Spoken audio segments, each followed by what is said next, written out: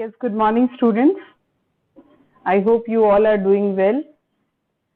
And the chapter which we had started is lesson 3, types of software. Already I had posted one video based on it. That was part 1 of that chapter. Today I am going to start with part 2. Actually, I have divided the whole chapter in 2 to 3 parts so that small videos can be posted and you won't be overburdened with lot of writing work and all. So the second part of this chapter, I'm going to tell you about operating system.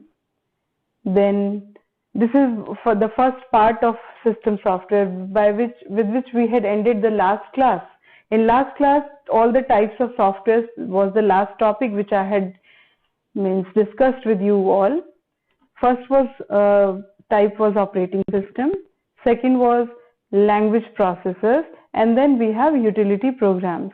So I'm going to start with operating system. Okay, operating system is a program which acts as an interface between a user and the hardware, that is all the computer resources. This is the proper definition of operating system, but to make you people understand, I'll have to take one example. Suppose you have been given an system, laptop or desktop, any type of computer system has been given to you and you want to use it. So you all are knowing the very first program which has to be loaded on your hardware, it should be the operating system. Once it has been loaded on the hardware or the system, you can start operating your computer. Okay, like you can save data, you can make passwords for logging in and all. So those things are handled by operating system. Then we have application softwares. Application softwares, already told, designed for the specific purpose or specific use of the user. Okay, so operating system, what is the purpose of operating system? Basically, it creates an interface between the application software and hardware with the help of which user is operating the smooth functioning of your computer system. So no operating system in between, you won't be able to use your computer system. So operating system basically ensures efficient use of your hardware by interfering or interfacing between application software and hardware. Next comes the major components of the computer system. I have already told you which are the 4 major components. You should always start from here. The first one is hardware, then comes operating system, then you will install application software, and now the complete system is ready to be used by the user. Okay, so these are the major components of a computer system. Single hardware cannot be considered as a computer system. If you have only operating system, CD, DVD or any other device where you have stored it, it won't be considered as an operating system, computer system. So all together these 4 components will make up a complete computer system. And this sequence also you'll have to learn. Start from hardware, then operating system, then application software, and then user. Basically, this operating system is an example of system software. Next comes language processors. This is the second type of system software. Let me explain it in a very simple language. Suppose 2 persons are there and they want to communicate something, but one of them knows English and another one knows Hindi only. So if one person wants to convey something to the second one, they won't be. So in between we'll hire someone who will translate the communication part. Means if I am speaking something in Hindi, it will be translated to English and it will be conveyed to the second person.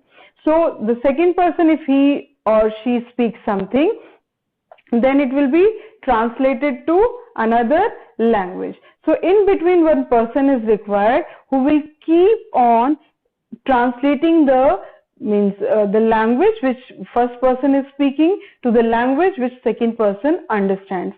That is the function of language processors in computer.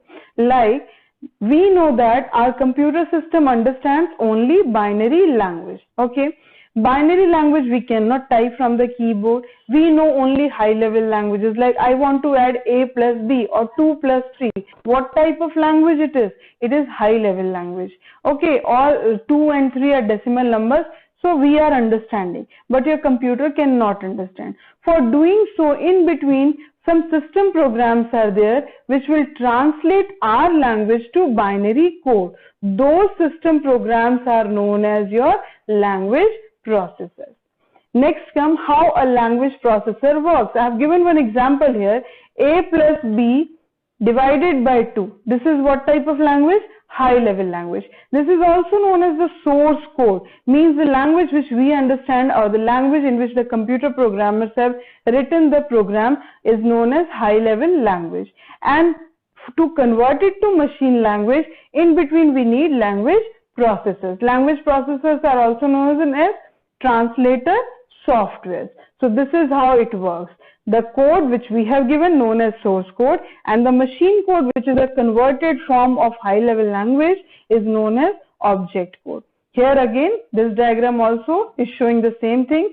Source program will be given to the language processor, and then language processor will convert it to the machine code. Next comes how many types of language processors are available. Basically, there are 3 types of language processors: compilers, interpreters, and assemblers. Out of these 3, compilers and interpreters are used to convert high level languages to machine language, and assembler is basically used to convert assembly language to machine language. And assembly language is a low level language. Okay, so assembler basically is used for which type of language? Low level. Compiler and interpreter are used for high level languages. Compiler and interpreter, basically the difference is the way they work. That also I'll explain. Next comes how compiler works. We give the source code to the compiler. Compiler will read the whole program. Just recall the basic programming which you had done. To add 2 numbers, what type of code you were writing in basic? A equals to 10, B equals to 20, C equals to A plus B, and then print C. So 4 lines we have. Those 4 lines, if we give to compiler, the whole program will be read by the compiler, and it will be converted to the object code. If any error is there, it will be given to the user at last only. In between, no interruptions will be there.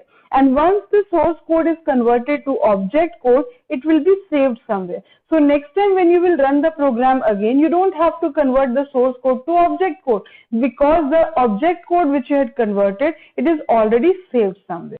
So it converts the whole program in one go and reports the errors of the program along with the line numbers to the user.